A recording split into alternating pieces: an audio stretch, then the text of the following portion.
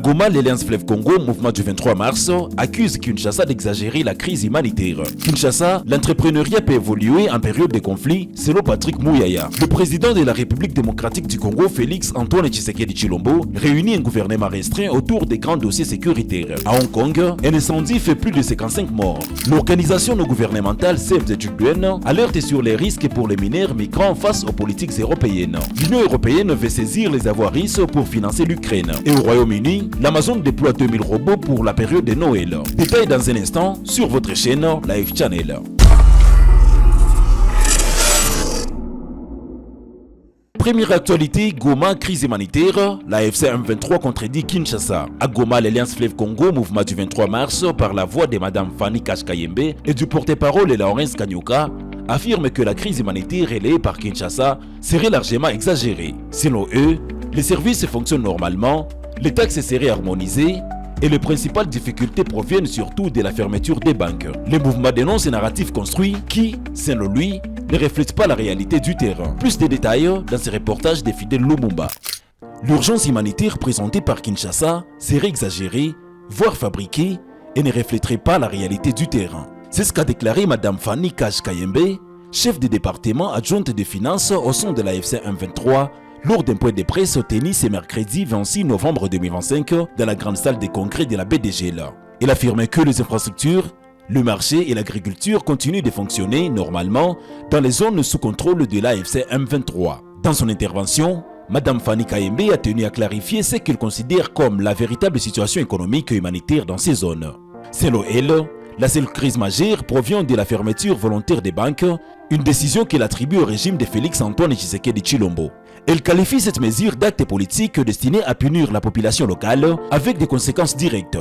Familles privées de leurs économies, organisations humanitaires incapables de fonctionner sans accès au système bancaire. Elle souligne également que depuis la prise de contrôle de la zone, la FC M23 aurait rétabli la liberté de circulation, supprimé les tracasseries routières et harmonisé les taxes, des actions destinées, selon elle, à rassurer les opérateurs économiques. C'est pourquoi notre première priorité a été de libérer l'économie des tracasseries, des désordres fiscaux et des extorsions routières. Les marchandises circulent aujourd'hui sans enquête, sans perception sauvage, sans militarisation de route. La première condition de la vie économique, c'est libérer, et c'est la liberté de circuler. Nous l'avons rétabli. Nous avons rationalisé, harmonisé et simplifié l'ensemble des taxes. Les commerçants savent désormais quoi percevoir, pourquoi, quand et à quel taux. La fin du chaos fiscal a redonné confiance au marché. Quand les routes ne volent plus, le prix chute. Quand les taxes deviennent légales, les marchés se réorganisent. C'est ce socle fiscal qui a relancé notre dynamique économique. Et c'est précisément cette relance qui ouvre la voie au changement le plus spectaculaire de notre espace. De son côté, M. Laurence Kanyuka, porte-parole du mouvement, a appuyé les propos de Mme Fanny Kashkayembe. Il déplore ce qu'il appelle un narratif manipulé visant à présenter leur espace comme une zone de crise, alors que, selon lui, les véritables difficultés humanitaires se trouvent dans les provinces restées sous gestion du gouvernement. Il affirme qu'il n'y a pas de crise humanitaire grave dans les zones dites libérées par la FC M23. Il n'y a pas de crise humanitaire grave dans les zones libérées. Il y a des petites situations où il faut avoir de l'aide, mais ce n'est pas comme à Kinshasa. Vous savez, à la porte de Kinshasa, disons même dans Kinshasa même, dans la commune de Maluku, il y a plusieurs camps de déplacés à côté de l'aéroport d'Ndjili, quelques kilomètres seulement. Pourquoi on ne donne pas de l'aide à Maluku? Pourquoi on ne donne pas de l'aide aux camps de déplacés qui sont là? Le problème est faux, le problème est ailleurs. Dans les zones libérées, il n'y a pas de problème de crise humanitaire sans précédent. Il n'y en a pas. Le problème, nous avons ici, chez nous, c'est la surabondance de la nourriture que nous avons. Et à Kinshasa, il n'y a pas de nourriture. Et à Minembwe, là où se trouve la crise humanitaire, c'est à Minembwe. Nous avons besoin d'aider nos compatriotes Banyamulenge de retrouver la vie parce qu'ils sont chaque fois bombardés et il y a un problème sérieux de crise humanitaire d'aluminium. Concernant la réouverture de l'aéroport de Goma, il insiste. Il faut d'abord contacter la FC M23. La réouverture de l'aéroport, il faut d'abord contacter la M23, la FC M23. Nous devons être sur la table pour discuter de la réouverture de Goma. C'est ça la priorité. Nous devons discuter, nous devons participer. Les problèmes ou bien les causes avancées sont tellement politiques qui n'ont rien à voir avec l'humanitaire. Signalons que malgré ces discours opposés, les populations vivant dans ces zones restent les premières concernées.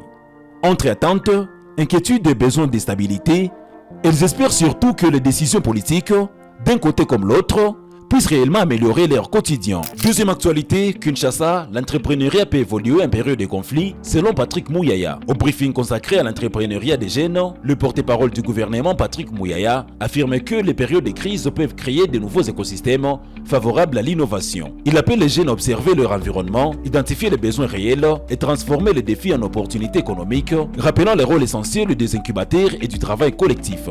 Je suis désolé. Parfois, l'entrepreneuriat évolue bien en cas de conflit.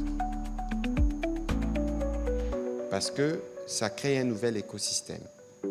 Parfois, l'entrepreneuriat peut trouver son essor en cas de crise ou d'épidémie. Ici, c'est l'épidémie, la crise, mais c'est la capacité de nous adapter. Parce qu'en fait, l'entrepreneuriat, c'est quoi? C'est la capacité à donner une réponse à un problème vécu. J'ai besoin de vous joindre. Vous êtes loin, on crée les téléphones, j'arrive à vous joindre. Pendant le Covid, ici, pendant la pandémie, moi je connais une dame qui a industrialisé pratiquement la fabrication de masques. Elle en a tiré profit. Et donc ici, il ne faut pas attendre, il ne faut pas donner l'impression que parce qu'on n'a pas la paix, encore que, en parlant de paix chez nous, évidemment, je ne voudrais pas réduire la portée de la crise que nous connaissons parce qu'elle nous affecte tous. Mais ça représente combien de pourcents sur 2 345 410 km²? Parce que la propension de certains en dehors, c'est de nous définir, on dit en RDC, il y a la guerre. Certaines personnes qu'on reçoit à Kinshasa sont surprises, disent mais avant de venir ici, on nous disait que ça tirait de partout. C'est pour ça que justement dans le travail que nous faisons sur le narratif, nous insistons beaucoup sur les faits que la RDC, comme le ministre l'a décrit tout à l'heure, mais c'est le réservoir de toutes les ressources du monde, si je peux m'exprimer ainsi. Et les Congolais doivent être le premier à développer une intelligence qui leur permette de tirer profit de ce qu'ils ont. Et donc, ce n'est pas le fait que nous ayons cette crise que nous avons dans l'Est, qu'on va s'y refuser, ou on va se dire, ce n'est pas le milieu qu'il faut pour aller investir. Je voudrais donner un exemple d'un investissement en temps de crise, en temps de Covid. On ne sortait pas de la maison, mais on savait où nous procurer les masques. Et donc ici, c'est justement faire cet appel à l'intelligence, comme le président de la République le disait tout à l'heure, des Congolais. Cette capacité à observer. Regardez comment Facebook a été créé, regardez comment Uber a été créé, regardez comment i5 a été créé, pour ceux qui de ma génération se souviennent encore. Mais c'est des jeunes étudiants sur les sites universitaires. Et donc il faut qu'on essaye simplement de pousser plus loin nos réflexions dans la compréhension de nos problématiques et d'être en mesure de proposer des solutions. Ici, il y a un accompagnement. On parlait tout à l'heure de capacitation, d'accès au crédit, d'accès au marché. Mais le point des départs, avant même d'arriver à tout ça, c'est d'avoir une idée, d'avoir une initiative. Et puis plus tard, le ministre a parlé des incubateurs. Donc des incubateurs servent à quoi? Aujourd'hui, on a remarqué, parce que moi-même, j'étais un peu, comme député, je suivais un peu les questions d'entrepreneuriat, mais on n'a peut-être pas toujours la culture de partager les risques. Le projet qui avait gagné les concours de start-up qu'on a organisé en 2013, c'était des jeunes, un groupe de jeunes, mais ils avaient un financement de 20 000 $, mais ils n'y ont jamais eu accès parce qu'ils ne se sont pas entendus. Ils disent non, moi je dois avoir 40%, c'était mon idée. Mais dans ce que le ministre a dit, dans la capacitation, c'est aussi cette capacité qu'on vous donne de travailler en groupe, de prendre les risques ensemble. Vous vous dites, nous sommes tous des professionnels des médias, pourquoi on ne créerait pas une plateforme qui nous permettrait, par exemple, de communiquer 24 heures sur 24. Donc ici, il faut enlever de la tête des compatriotes que lorsqu'on n'a pas de paix, encore que ça ne touche pas tous les territoires nationaux, qu'on ne peut pas investir, qu'on ne peut pas entreprendre. Il faut considérer, Amédée posait la question tout à l'heure, que chacun des défis que nous avons est une opportunité d'enrichissement. Troisième actualité, cité de l'Union africaine, réunion restreinte du gouvernement. Le président de la République démocratique du Congo, M. Félix Antoine Tshisekedi Tshilombo, a présidé une réunion restreinte et rassembla uniquement les ministres clés, notamment ceux de la Défense, de l'Intérieur et de la Santé. Au centre des échanges, la situation sécuritaire dans l'Est, celle autour de Kinshasa, l'examen de plusieurs projets de loi dont la prorogation de l'état de siège, ainsi que d'autres questions majeures de gouvernance. Quatrième actualité, place maintenant à l'international. Hong Kong, un incendie fait au moins 55 morts. À Hong Kong, un incendie massif survenu dans un contexte résidentiel à Taipei a fait au moins 55 morts et de nombreux disparus. Les flammes ont ravagé plusieurs tours, alimentées par un échafaudage extérieur. Les secours ont travaillé toute la nuit et continuent de repérer les points chauds. 3 hommes ont été arrêtés, soupçonnés d'homicide involontaire. Cinquième actualité, Save the Children alerte sur les risques accrus pour les mineurs migrants. L'organisation non gouvernementale Save the Children dénonce le risque croissant auquel sont exposés les enfants migrants en raison des politiques migratoires de l'Union européenne. Selon son rapport, les accords conclus avec les pays de l'Afrique du Nord expose davantage les mineurs qui tentent de rejoindre l'Europe par des routes dangereuses.